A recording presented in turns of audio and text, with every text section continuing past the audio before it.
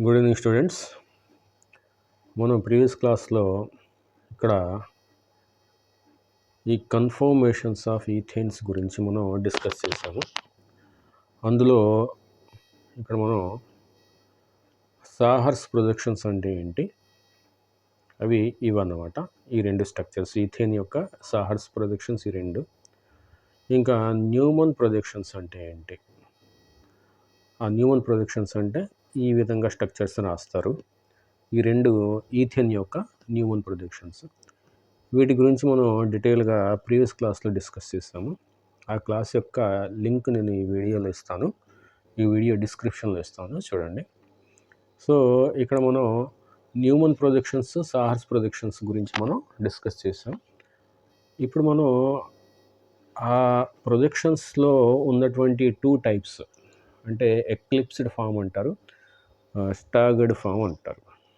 ఆ రెండిట్లో ఏది స్టేబుల్, ఎందుకు స్టేబుల్ అంటే ఇక్కడ ఈ టాపిక్ ఉంది, రిలేటివ్ స్టెబిలిటీ ఆఫ్ కన్ఫర్మేషన్స్ అనేటటువంటి టాపిక్ని మనం ఇప్పుడు డిస్కస్ చేయాలి. అంటే మనకి ఉన్నటువంటి మెయిన్ కన్ఫర్మేషన్స్లో, ఈథేన్ యొక్క కన్ఫర్మేషన్స్లో రెండు మెయిన్ అనమాట. ఒకటి ఎక్లిప్స్డ్ ఫామ్, రెండు స్టాగర్డ్ ఫామ్. ఎక్లిప్స్డ్ ఫామ్ అంటే ఇది, స్టాగర్డ్ ఫామ్ అంటే ఇది. ఇది న్యూమన్ ప్రొజెక్షన్స్. అదే సాహర్స్ ప్రొజెక్షన్స్లో ఎక్లిప్స్డ్ ఫామ్ అంటే ఇది, స్టాగర్డ్ ఫామ్ అంటే ఇది. ఇక్కడ చూస్తే మీరు ఇది ఎగ్జాక్ట్గా ఈ స్ట్రక్చర్ చూస్తే ఈ హైడ్రోజన్కి ఈ హైడ్రోజన్, ఈ హైడ్రోజన్కి ఈ హైడ్రోజన్ ఎగ్జాక్ట్గా ప్యారలల్గా ఉన్నాయి, ఒకే లైన్లో ఉన్నాయి. కానీ ఈ స్ట్రక్చర్లో చూస్తే, స్టాగర్డ్ స్ట్రక్చర్లో చూస్తే దీనికి ఇది ఎగ్జాక్ట్గా ఆపోజిట్ ఉంది, దీనికి ఇది ఎగ్జాక్ట్గా ఆపోజిట్ ఉంది, దీనికి ఇది ఎగ్జాక్ట్గా ఆపోజిట్ ఉంది. అంటే స్టాగర్డ్ అంటే ఆపోజిట్ ఉంటాయన్నమాట. ఒక కార్బన్ మీద ఒక సైడ్ ఉంటే దానికి పక్క కార్బన్ మీద వేరే సైడ్ ఉంటాయన్నమాట. దాన్ని స్టాగర్డ్ ఫామ్ అంటారు. సో ఇప్పుడు చూద్దాం, ఎక్లిప్స్డ్ ఫామ్ స్టేబులా, స్టాగర్డ్ ఫామ్ స్టేబులా. నిన్న కూడా మనం డిస్కస్ చేసాం దాని గురించి. ఇప్పుడు ఇక్కడ డీటెయిల్గా చూద్దాం. So as mentioned earlier, in staggered form of ethane the electron clouds of carbon hydrogen bonds are as far apart as possible. అంటే మనకి ఇక్కడ చూస్తే, ఇక్కడ ఈ టూ స్ట్రక్చర్లు చూస్తే ఇది న్యూమన్ స్ట్రక్చర్. ఇది చూస్తే ఈ రెండు హైడ్రోజన్స్ దగ్గరగా ఉన్నాయి, అంటే ఒకే లైన్లో ఉన్నాయి. అదే ఈ రెండు హైడ్రోజన్స్ ఈ స్ట్రక్చర్లో చూస్తే ఎక్కడ ఉన్నాయి, ఇది ఇక్కడ ఉంది, ఇది ఇక్కడ ఉంది, అంటే చాలా దూరంగా ఉంది, యాంటీ ఉంది అనమాట. అంటే టోటల్గా ఆపోజిట్ డైరెక్షన్లో ఉంది. అంటే ఈ రెండు హైడ్రోజన్స్ ఈ స్ట్రక్చర్లో ఈ రెండు హైడ్రోజన్స్ అన్నమాట. ఈ రెండు హైడ్రోజన్స్ అంటే ఇక్కడ రిపల్షన్స్ ఉంటాయి, ఇక్కడ రిపల్షన్స్ చాలా మినిమం ఉంటాయి అన్నమాట. అంటే ఎందుకంటే ఎగ్జాక్ట్గా ఆపోజిట్గా ఉన్న, దగ్గరలో లేవు. దగ్గరగా ఉంటే రిపల్షన్స్ ఎందుకంటే బాండ్ అంటే ఎలక్ట్రాన్ షేర్ చేసుకుని బాండ్ ఫామ్ అవుతుంది. ఎలక్ట్రాన్స్కి ఏ ఛార్జ్ ఉంటుంది, నెగిటివ్ ఛార్జ్ ఉంటుంది. అంటే ముందు కార్బన్ హైడ్రోజన్ బాండ్, వెనక కార్బన్ హైడ్రోజన్ బాండ్ అన్నీ కూడా నెగిటివ్ ఛార్జెస్ ఉంటాయి. అంటే ఎలక్ట్రాన్స్ కాబట్టి, షేరింగ్ ఆఫ్ ఎలక్ట్రాన్స్ కాబట్టి కోవలెంట్ బాండ్ అంటే ఆ బాండ్స్లో నెగిటివ్ ఛార్జ్ ఉంటుంది కాబట్టి నెగిటివ్ రిపల్ అవుతుంది. కాబట్టి ఈ బాండ్స్ దగ్గరగా ఉంటే రిపల్షన్స్ ఎక్కువ ఉంటాయి, ఈ బాండ్స్ దూరంగా ఉంటే రిపల్షన్స్ తక్కువ ఉంటాయి.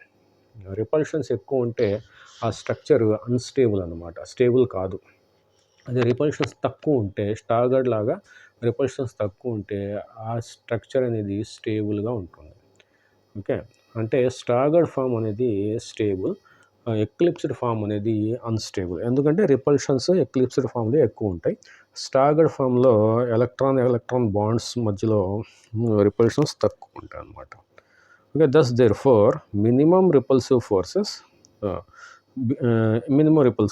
అంటే స్టాగర్డ్ ఫామ్లో మినిమం రిపల్సివ్ ఫోర్సెస్ అనమాట.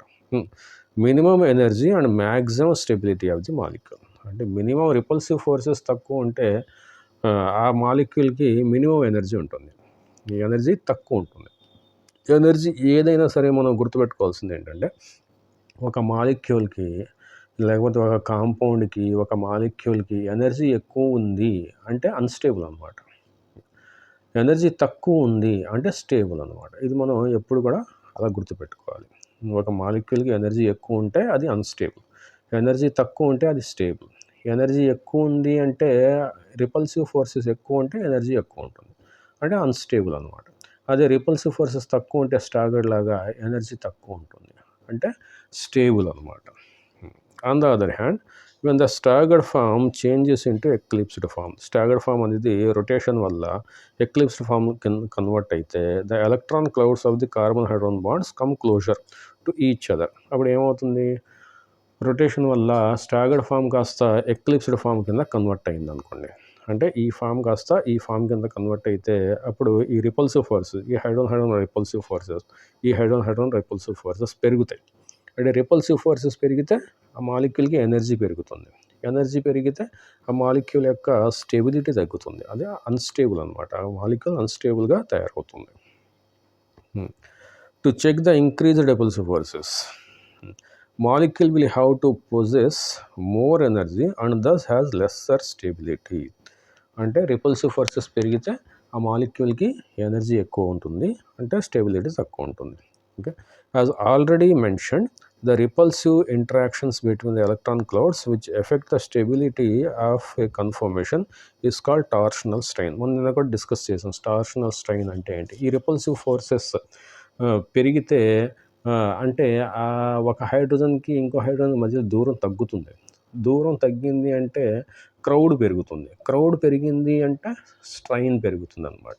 అంటే ఒక ఇరుకు సందులో ఇద్దరు పక్క పక్కన నుంచుంటే, లేకపోతే దూరం దూరం సందులో ఇద్దరు పక్క పక్కన నుంచున్నారు.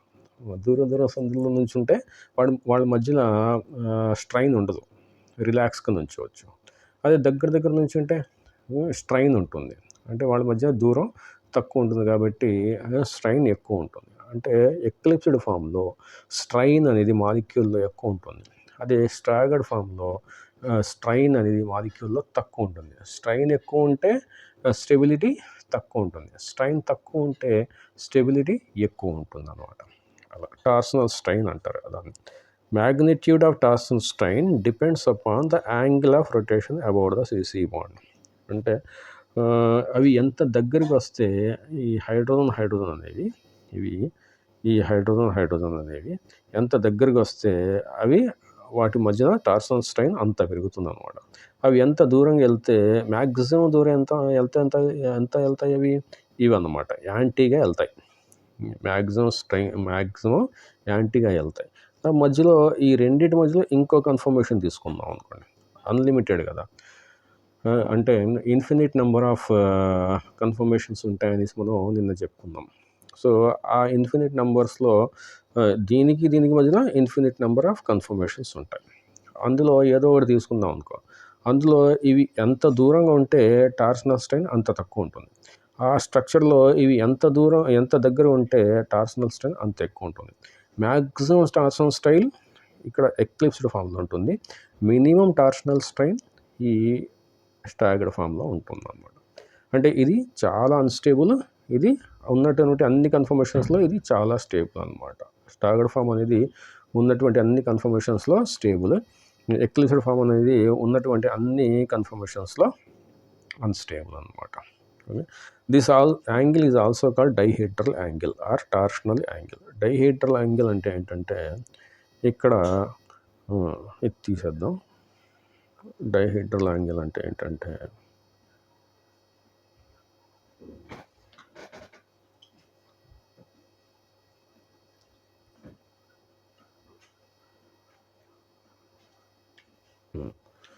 సో డైహెడ్రల్ యాంగిల్ ఏంటంటే ఇక్కడ డైహెడ్రల్ యాంగిల్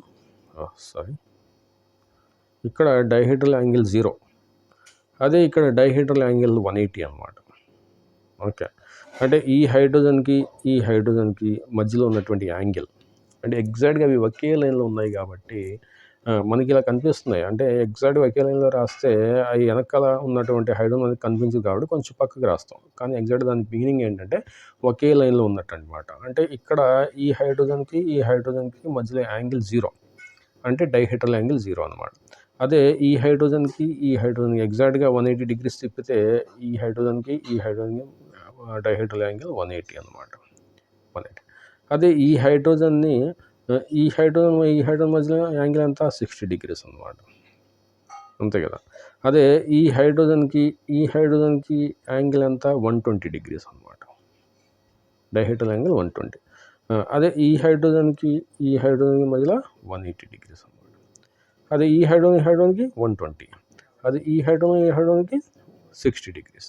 అలా డైహెడ్రల్ యాంగిల్ అంటే ఏంటంటే మనం ఒక కార్బన్ హైడ్రోజన్కి దాని పక్కన ఉన్న కార్బన్ హైడ్రోజన్కి మధ్యలో యాంగిల్ చూస్తే మనం అది 0 అయితే దాన్ని డైహెడ్రల్ యాంగిల్ 0 అంటారు. ఓకే, ప్యారలల్ లైన్లో ఉంటే 0 అంటారు, యాంటీలో ఉంటే 180 డిగ్రీస్ అంటారు అనమాట. దాన్ని డైహెడ్రల్ యాంగిల్ కానీ టార్షనల్ యాంగిల్ కానీ అనేసి అంటారు అనమాట. దాన్ని ఇక్కడ of all the conformations of ethane the staggered form has the least torsional strain. చెప్పుకున్నాం కదా, చాలా తక్కువ టార్షనల్ స్ట్రెయిన్ దేంట్లో ఉంటుంది, స్టాగర్డ్ ఫామ్లో ఉంటుంది. And the eclipsed form the maximum torsional strain, eclipsed ఫామ్లో మ్యాక్సిమం టార్షనల్ స్ట్రెయిన్ ఉంటుంది. దేర్ఫోర్